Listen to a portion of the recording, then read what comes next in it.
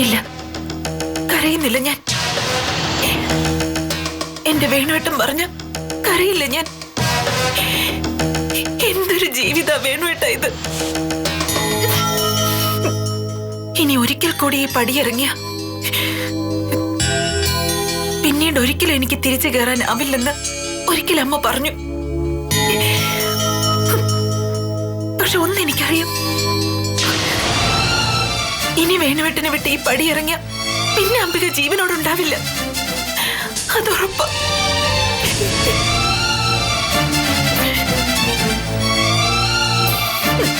വേണുവേട്ടന് വേണ്ടി എന്ത് സഹിക്കാൻ ഞാൻ. പക്ഷെ ചിലപ്പോഴൊക്കെ തോറ്റു പോവാ വേണുവേട്ട ഞാൻ.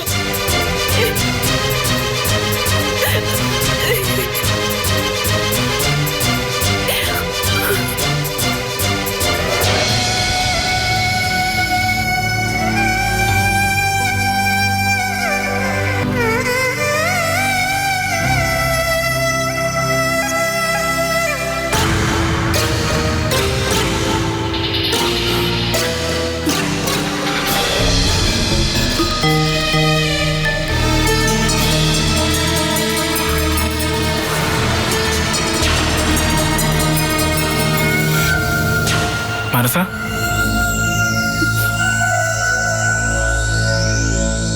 മനസ്സേ,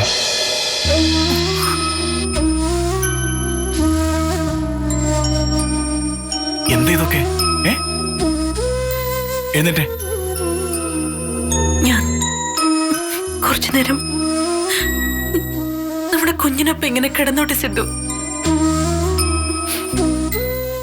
നീ എന്തൊക്കെയാ പറയുന്നേ? എഴുന്നേക്ക്, വാ. എഴുന്നേക്ക്.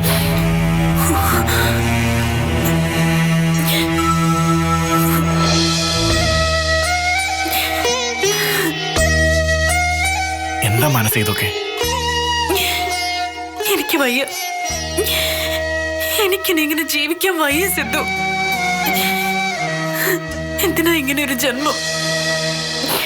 എന്നെ ഒന്ന് കൊന്നു തരുമോ?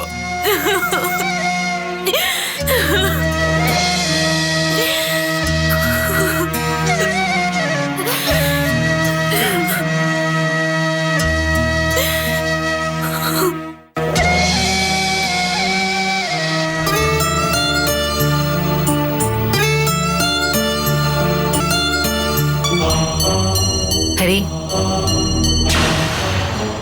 ഹരി, ഇതെന്തോന്നാ ഹരി? എപ്പോഴും ഇങ്ങനെ ഒരേ ചിന്ത.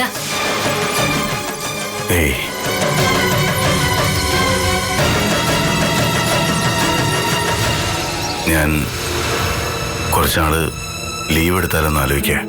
എന്തിന്? അതിന് മാത്രം എന്താ ഇപ്പോ? ഒരു സ്വസ്ഥതയില്ല. എന്ത് ചെയ്യുമ്പോഴും മാനസ എൻ്റെ ഉള്ളിൽ. എപ്പോ വേണമെങ്കിലും താളം തെറ്റാവുന്ന അവളുടെ മനസ്സും. എനിക്ക് ജോലിയെ ശ്രദ്ധിക്കാനാവുന്നില്ല ഗൗരി. മാനസയ്ക്ക് സംഭവിച്ചത് അതിൽ നമുക്ക് എല്ലാവർക്കും സങ്കടമുണ്ട്. പക്ഷെ അതിത്രത്തോളം ടെൻഷനാക്കി തലയെ കയറ്റേണ്ട കാര്യമുണ്ടോ ഹരി? ഒരു സ്ത്രീ അബോർഷൻ ആവുന്നതും അതിനെ തുടർന്നുള്ള കോംപ്ലിക്കേഷൻസും ഇപ്പൊ സാധാരണമാണിതൊക്കെ. സാധാരണ ആയിരിക്കാം അത് മറ്റുള്ളവർക്ക്. എന്റെ നെഞ്ചിലിട്ട് വളർത്തിയതാ ഞാൻ എൻ്റെ മനസ്സെ. ഞാൻ ഒരു ഉറക്കത്തിൽ നിന്ന് ഉണരുന്നത് പോലും എനിക്ക് അവളെയും അവൾക്ക് എന്നെയും കാണാൻ വേണ്ടിയായിരുന്നു ഗൗരി. ഞങ്ങൾക്ക് ഞങ്ങളെ ഉണ്ടായിരുന്നുള്ളൂ. അവൾക്ക് വേണ്ടിയാണ് ഞാൻ ജീവിച്ചത്. ഒരേട്ടം മാത്രമായിരുന്നില്ല ഞാൻ എൻ്റെ മനസ്സയ്ക്ക്. അച്ഛനായിരുന്നു, സുഹൃത്തായിരുന്നു. അങ്ങനെ അങ്ങനെ അവൾക്കില്ലാതെ പോയതെല്ലാം ഞാനായിരുന്നു. അവളാ എന്റെ കയ്യിൽ നിന്ന് ഊർന്നു വീണത്. അവൾക്കാ ഞാൻ കാരണം എല്ലാം നഷ്ടപ്പെട്ടത്. ചിതറിപ്പോയതിനു പകരം ഞാൻ എന്തു കൊടുത്താലാ പരിഹാരമാവുന്നത്? പറയേ. ആശ്വസിപ്പിക്കാനും വിധിയെന്ന് പറഞ്ഞ് സമാധാനിപ്പിക്കാനും കഴിയും എല്ലാവർക്കും. അല്ലെങ്കിൽ ഈ ലോകത്തെങ്ങും ഇല്ലാത്തൊരു ഏട്ടനെന്ന് പറഞ്ഞ് കളിയാക്കി ചിരിക്കാനാവും. ഒക്കെ സർവ്വസാധാരണമെന്നും പറഞ്ഞ് തള്ളിക്കളയാനും കഴിഞ്ഞേക്കാം.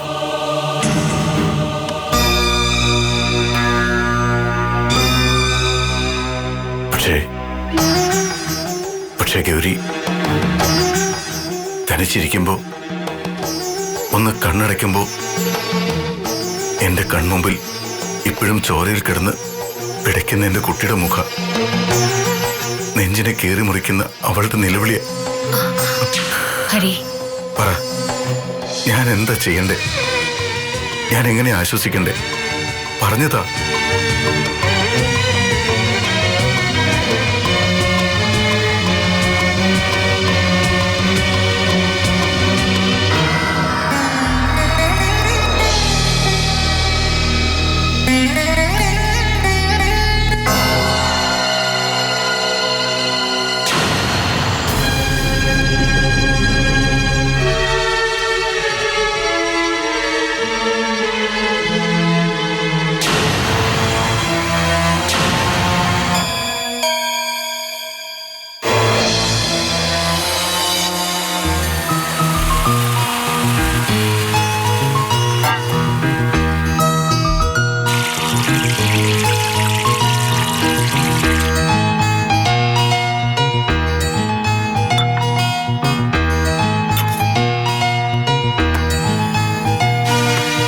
എന്താ നീ ഇവിടെ എടുക്കുന്നേ? കിടക്കാറായില്ലേ? ഇതൊക്കെ ഞാൻ ചെയ്യുമായിരുന്നല്ലോ. വേണു ഉറങ്ങിയോ? കിടന്നു. ഉറക്കം ഇപ്പൊ കുറവാ വേണുവേട്ടന്. വെറുതെ കണ്ണ് നിറഞ്ഞൊഴുകും. പഴയ കാര്യങ്ങൾ ഓർത്തിട്ടാവാം. കുറ്റബോധം കൊണ്ടാ. ഇപ്പോഴല്ലേ നിന്നെ അവൻ തിരിച്ചറിയുന്നത്. നഷ്ടപ്പെട്ടു പോയ നാളുകൾ അവനെ വേദനിപ്പിക്കുന്നുണ്ടാവും. പിന്നെ അവനും കാണുകയല്ലേ എല്ലാവരും ചേർന്ന് നിന്നെ ഇങ്ങനെ ഇട്ട് അനുഭവിപ്പിക്കുന്നത്. അതൊരു കഷ്ടാണ്. സ്വന്തം ഭാര്യയെ ഇല്ലാത്ത കാരണങ്ങൾ കൊണ്ട് കുറ്റപ്പെടുത്തുന്നതും ഉപദ്രവിക്കുന്നതും കരയിക്കുന്നതും ഒക്കെ ഒന്നിനും ആവാതെ പ്രതികരിക്കാനാവാതെ കണ്ടോണ്ടിരിക്കാന്നൊക്കെ പറഞ്ഞ കഷ്ടാത്.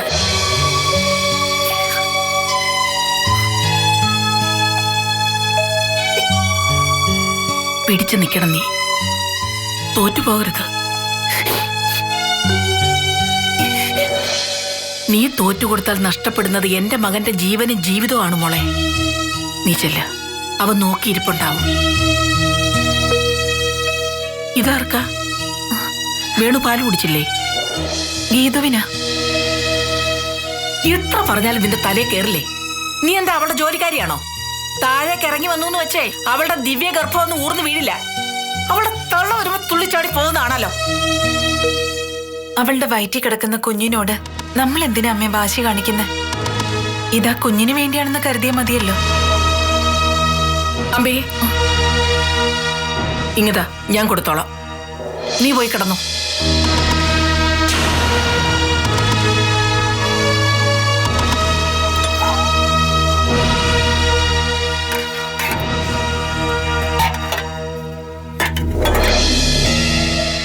നിന്നെ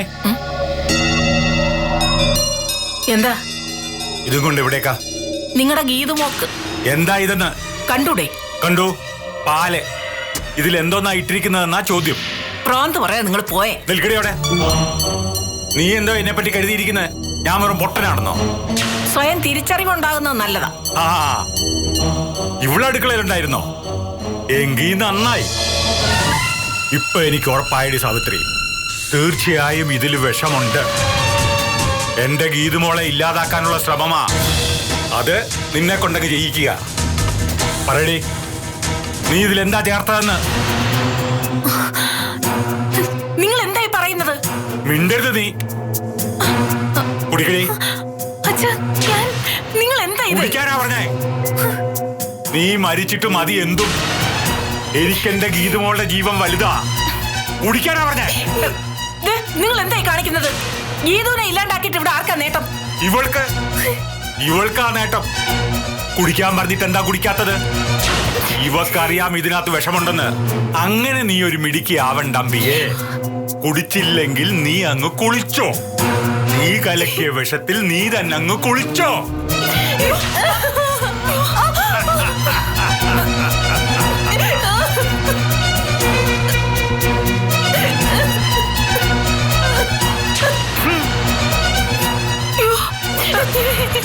മോളെ, മോളെ.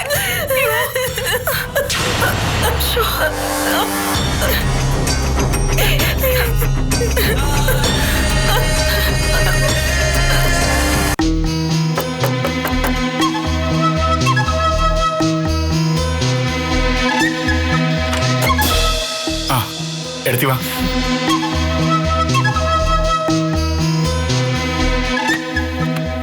എടുത്തി എന്തിനാ വന്നേ? അനുചേച്ചില്ലേ അവിടെ? എനിക്കൊരു തലവേദന. ഓ, ഈ വീട്ടിൽ വന്നിട്ട് അവർക്കും പിടിച്ചോ തലവേദന?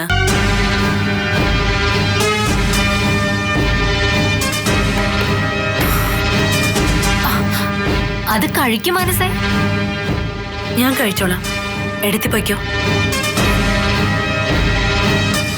എന്റെ ഹരിയേട്ടൻ വന്നിട്ടുണ്ടോ? അതോ വന്നിട്ട് പോയോ? എവിടേക്ക്? അവളുടെ അടുത്തേക്ക്.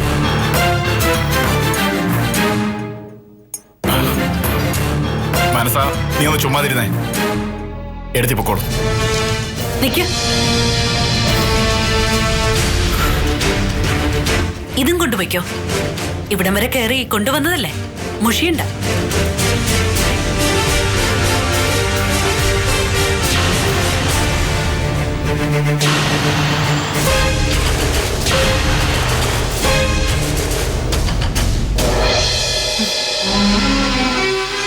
അതെ ഗൗരിയെടുത്തി, എന്റെ ഹരിയേട്ടൻ എങ്ങാനും ഇനി ഈ രാത്രിയിൽ മൈനയെ കാണണമെന്നും പറഞ്ഞിറങ്ങി പുറപ്പെട്ട അയാളെ തിരികെ വിളിച്ചോണ്ട് വരാനൊന്നും എന്റെ സിദ്ധു പോകുമെന്ന് കരുതണ്ട.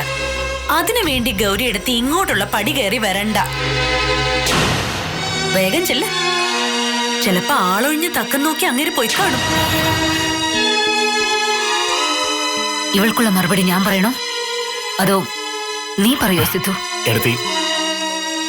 എടുത്തി ചെല്ല്. ആ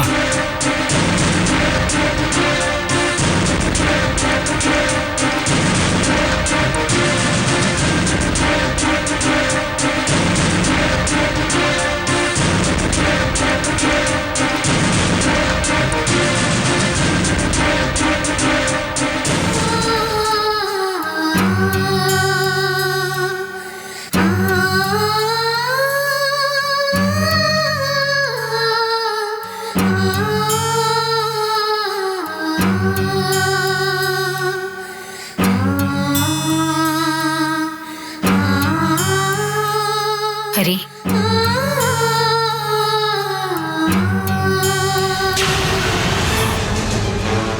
വാ. അകന്നിരുന്നത് പുറത്തറിയണ്ട.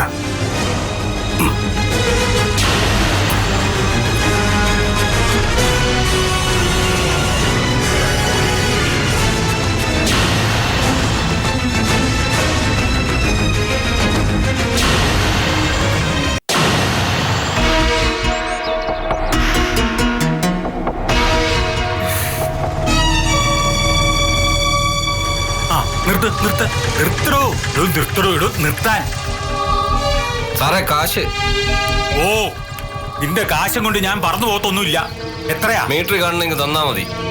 ഓ, മീറ്റർ നീ പറയടേ എടുക്ക. 45. എന്തോന്ന്? ഒരു 15 രൂപ അങ്ങ് തരും. അങ്ങ് കൊടുക്ക ചേട്ടാ. നിനക്കത് പറയാം. ഭയങ്കര തട്ടിപ്പിന്റെ ആശാന്മാരെ കുമാരല്ലേ. അയ്യോ, 50 രൂപയാ. ബാക്കി പോട്ടെ ചേട്ടാ. ഓ, നീ ഇതെന്ത് പണിയാ കാണിച്ചേ? കണ്ടില്ലേ ബാക്കി പോലെ തരാമോ പോയത്? ഇങ്ങനൊരു ഏട്ടൻ. ഞാൻ തന്നോളാം. ആ 50-ന് പകരം 100 രൂപ പോരെ? ഓ, എന്നാലും വല്ലോടത്തും കിടക്കുന്ന ഓട്ടോക്കാരന് നീ കൂടി ചതിയായി ചെയ്തത്. കാശിനൊരു വില ഇല്ലോടി.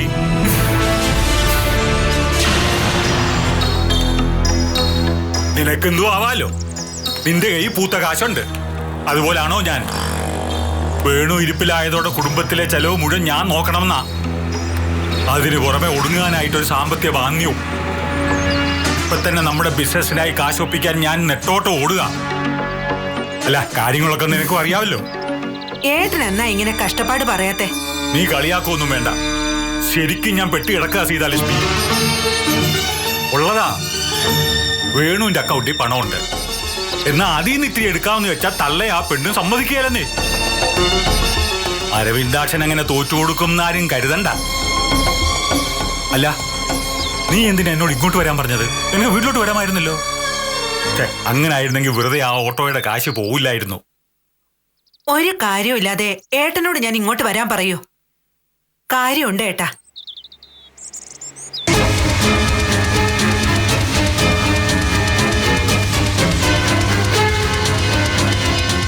എനിക്ക് ഏട്ടനോട് മാത്രമായി ചിലത് സംസാരിക്കാനുണ്ട്. അവിടെ വന്നാൽ അത് നടക്കില്ല. അത് ശരിയാ. ഏട്ടൻ ഇപ്പൊ എന്താ പ്രശ്നം? നമ്മൾ പറഞ്ഞ ബിസിനസ്സിൽ ഫസ്റ്റ് ഇൻവെസ്റ്റ്മെന്റിനുള്ള പണം ഇല്ല അല്ലേ? അതെ. ഈ സീതാലക്ഷ്മി ഏട്ടന്റെ കൂടപ്പിറപ്പായി ഉള്ളിടത്തോളം എന്റെ ഏട്ടൻ ആ പണത്തിന് വേണ്ടി മറ്റാരുടെയും മുന്നിൽ കൈനീട്ടാൻ പാടില്ല. നീ എന്തോ പറഞ്ഞേ? ആ പണം ഞാൻ തരും. ഇപ്പോഴാ എനിക്ക് ശ്വാസം വീണത് കേട്ടോ. നിന്നോട് ഞാൻ ഇതിന് എങ്ങനെ നന്ദി പറയുന്നുണ്ട് സീതാലക്ഷ്മി?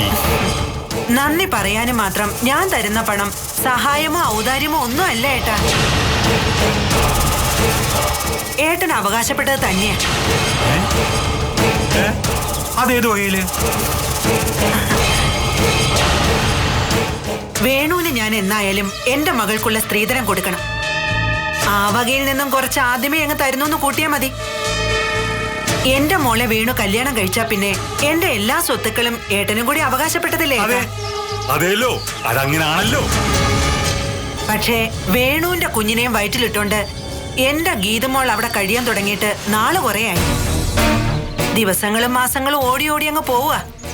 ഇനിയെങ്കിലും വേണുവിന്റെ കൈ കൊണ്ട് എന്റെ മോളുടെ കഴുത്തിൽ ഒരു മിന്നു ചാർത്തിക്കണം. അതിനെന്താ? ഇന്ന് വേണമെങ്കിൽ ഇന്ന് ഞാൻ ഒരുക്കമാണ്. അതിനെന്താടി ഒരു തടസ്സം? അംബിക, അവളാണ് തടസ്സം. ഏട്ടൻ അറിയില്ലേ അത്? അവളോട് പോകാൻ പറയാം.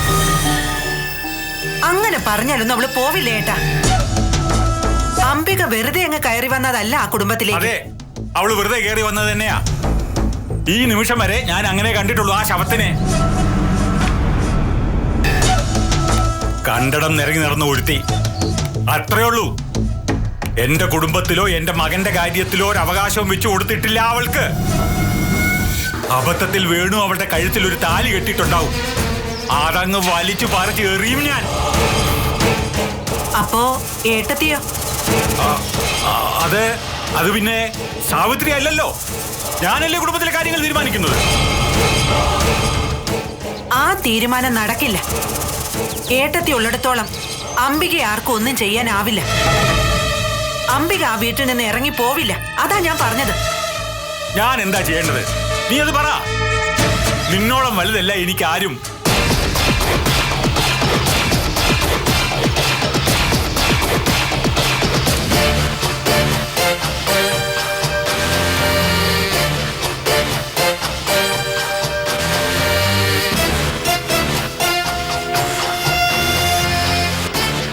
ഒഴിവാക്കണം.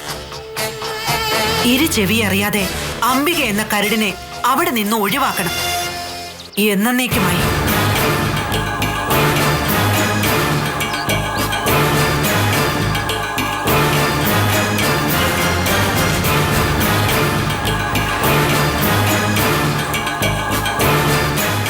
ഇനിയും അത് വൈകിക്കൂടെ. വേണുവും ഗീതവും നമ്മുടെ മക്കളാ. അവരൊരുമിച്ച് ജീവിക്കണം. അവരുടെ സന്തോഷം നിറഞ്ഞ ജീവിതത്തിൽ അംബിക എന്ന പേര് പോലും കടന്നു വരരുത്.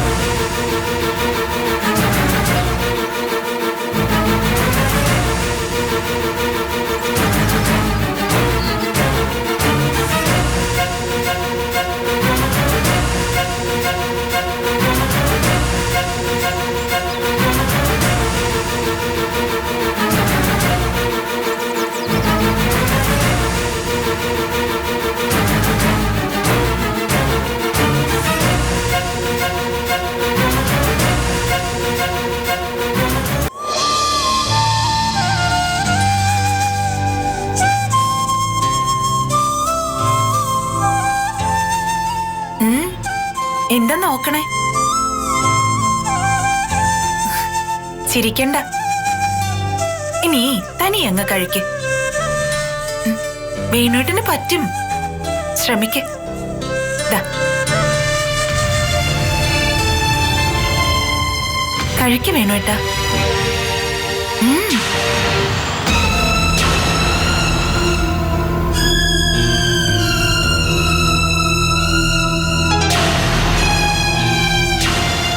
ഓരോ അവസരങ്ങളിൽ ആത്മവിശ്വാസത്തോടെ ഉയർത്തിയ കയ്യാ ഇത്. ഇപ്പോഴെന്താ പറ്റിയേ? മനസ്സിന് ശക്തി കൊടുക്ക്. വേണുവേട്ടന് കഴിയും. ഉറപ്പായിട്ടും കഴിയും.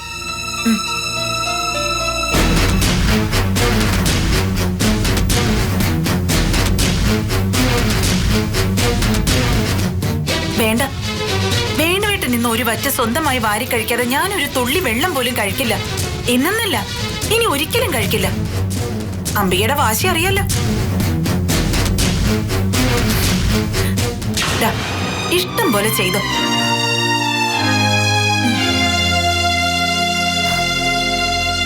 എന്റെ വിശപ്പിനും ദാഹത്തിനും വിലയുണ്ടോന്ന് അറിയണമല്ലോ.